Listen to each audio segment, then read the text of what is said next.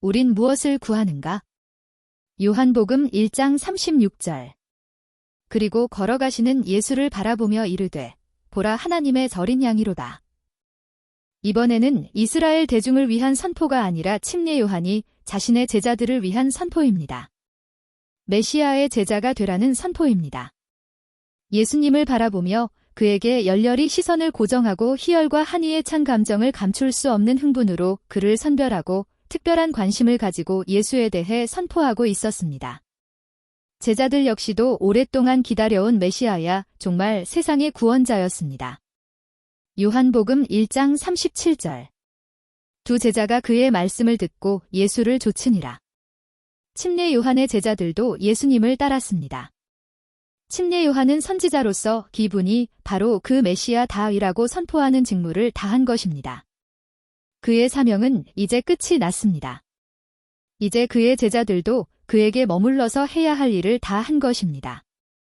침례 요한의 제자들은 즉시 그들의 스승인 요한을 떠났습니다.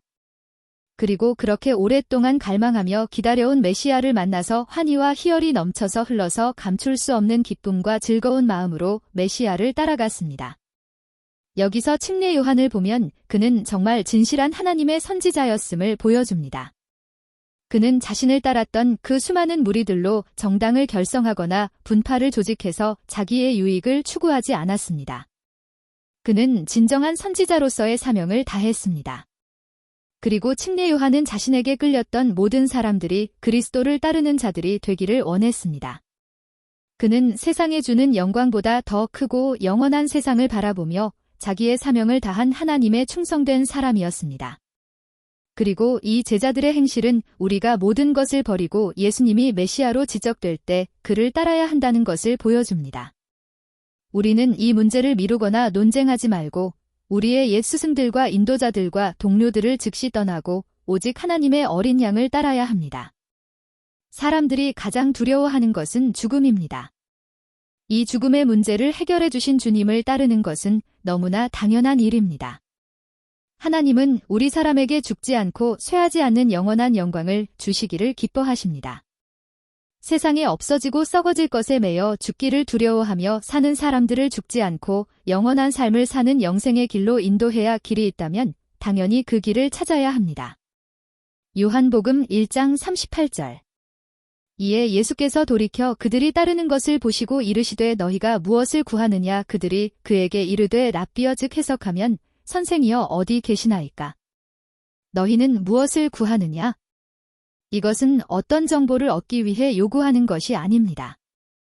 그들이 갈망했던 것은 단순히 눈에 보이는 작은 이익을 위한 것이 아니었습니다.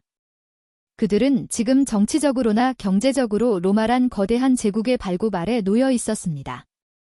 그들은 소망이 없고 힘든 삶 속에서 살고 있었습니다.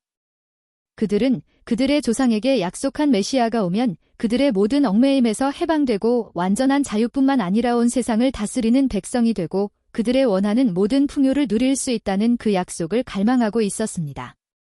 그런데 그것을 줄 수 있는 메시아가 자신들의 눈앞에 나타난 것입니다. 그들은 바로 그것을 구하기를 원했던 것입니다. 구약의 메시아의 예언은 실로 영적인 것을 말해주고 있는 것이며 세상에 썩어질 것이 아닌 영원한 것들이었습니다. 만물을 다스리는 우주적인 왕권을 소유했던 인간이 사탄의 유혹으로 그 모든 왕권을 사탄에게 넘겨주었습니다. 그로 인하여 인간의 죄로 말미암아 사탄의 노예가 되고 몸은 병들고 늙어가면서 결국은 죽게 된 것입니다. 하나님의 주신 풍성한 에덴의 동산을 상실해버린 것입니다. 이 모든 상실한 것들을 찾아 회복시켜 주시는 분이 메시아입니다. 세상의 어떤 것과 비교할 수 있는 것이 아닙니다. 이 세상의 모든 것 이상을 초월하는 초월적인 것들을 얻을 것입니다. 이 모든 것을 되돌려 주시는 메시아, 그 어느 누구도 줄 수 없는 이 엄청난 것을 주시는 분이시기에 그분에게 바로 그 엄청난 것을 구하는 것입니다. 우리 눈에 보이는 세상은 영원한 것에 비하면 정말 아주 사소한 것에 불과합니다. 자, 한번 생각해 보십시오. 인생의 삶이 얼마나 짧은지. 우리는 사탄의 전략에 속아서 지금도 눈이 가려져서 마치 거지처럼 전락해서 잠시의 삶을 위해서 발버둥 치고 있는 것입니다. 사랑하는 형제 자매님, 무엇을 구하시겠습니까? 우리는 이제 예수 그리스도의 은혜로 눈이 뜨였습니다. 우리 눈을 가리던 죄의 비늘이 벗어졌습니다. 우리는 신령한 세계를 바라볼 수 있는 눈을 가졌습니다. 이제 우리가 구하는 것은 영원하고 완전한 것을 구하는 것입니다. 우리는 이 말씀에서 예수님은 언제나 자신을 찾는 사람을 위해 문을 활짝 열어놓고 계십니다. 예수님은 죄인을 기꺼이 용서하시며 자신과 함께 살 영원한 친구로 맞아주시는 분입니다.